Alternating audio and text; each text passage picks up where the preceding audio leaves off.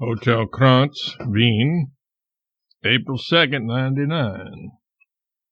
Dear Howells, I am waiting for the April Harper, which is about due now, waiting and strongly interested.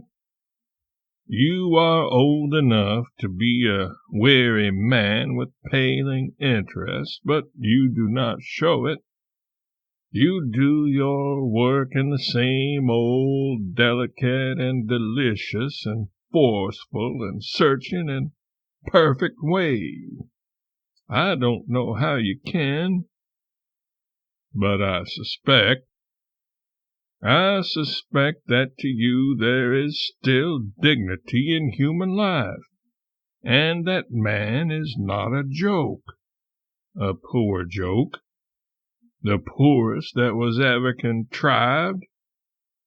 Since I wrote my Bible last year, which Mrs. Clemens loathes and shudders over, and will not listen to the last half nor allow me to print any part of it, man is not to me the respect-worthy person he was before, and so I have lost my pride in him and can't write gaily nor praisefully about him any more, and I don't intend to try.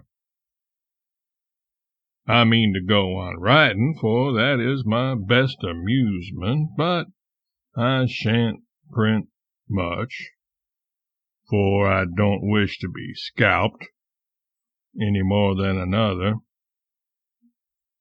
April 5th. The Harper has come. I have been in Leipzig with your party, and then went on to Carlsbad and saw Mrs. Marsh's encounter with the swine with the toothpick and the other manners. At this point, Jean carried the magazine away. Is it imagination or... Anyway, I seem to get furtive and fleeting glimpses which I take to be the weariness and condolence of age, indifference to sights and things once brisk with interest, tasteless, stale stuff which used to be champagne, the boredom of travel, the secret sigh behind the public smile, the private, "What in hell did I come for?" But maybe that is your art. Maybe that is what you intend the reader to detect and think he has made a Columbus discovery. Then it is well done, perfectly done. I wrote my last travel book in hell, but I let on the best I could that it was an excursion through heaven. Some day I will read it, and if its lying cheerfulness fools me, then I shall believe it fooled the reader. How I did loathe that journey around the world, except the sea part, and India. Evening. My tail hangs low. I thought I was a financier, and I bragged to you. I am not bragging now. The stock which I sold at such a fine profit early in January has never ceased to advance and is now worth $60,000 more than I sold it for. I feel just as if I had been spending $20,000 a month, and I feel reproached for this showy and unbecoming extravagance. Last week I was going down with the family to Budapest to lecture and to make a speech at a banquet. Just as I was leaving here, I got a telegram from London asking for the speech for a New York paper. This is strictly private, sent it, And then I didn't make that speech, but another of a quite different character, a speech born of something which the introducer said. If that said speech got cabled and printed, you needn't let on that it was never uttered. That was a darling night, and those Hungarians were lively people. We were there a week and had a great time.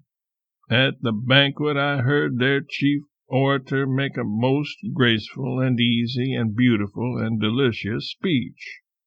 I never heard one that enchanted me more, although I did not understand a word of it, since it was in Hungarian. But the art of it was superlative. They are wonderful English scholars, these people. My lecture audience, all Hungarians, understood me perfectly, to judge by the effects. The English clergyman told me that in his congregation are 150 young English women who earn their living teaching their language, and that there are others besides these. For 60 cents a week the telephone reads the morning news to you at home, gives you the stocks and markets at noon, gives you lessons in 3 foreign languages during 3 hours, gives you the afternoon telegrams, and at night the concerts and operas. Of course, even the clerks and seamstresses and bootblacks and everybody else are subscribers. Correction. Mrs. Clemens says it is 60 cents a month.